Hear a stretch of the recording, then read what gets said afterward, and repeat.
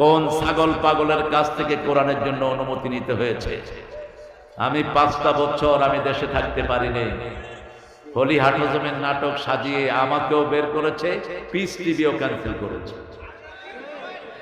তবে আমরা খুশি নই, আমার আল্লাহর উপর আমরা খুশি। ঠিক না ঠিক?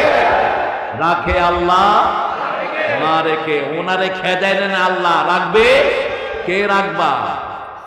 আমরা পালাবো না। এখন তিনি কোথায় কোথায় গেছে ওরাও বলে না কোথায় লুকিয়ে আছে, কারণ ইন্ডিয়াতেও আমাদের লোক আছে, রাস্তায় পেলে কুত্তার মতো চলছে। সবখানে কোরআন প্রিয় লোক আছে না নাই? কেন মূর্তি দিয়ে দেশ ভরেছো? আজকে জনগণ নিকাশ দিয়ে ছাড়বে তোমাদের। কেন তোমার চাকরের হাতে 400 কোটি টাকা, আর আমার দেশের মানুষ দিন রাত খেটে 3 বেলা ঠিক মতো খেতে পায় না?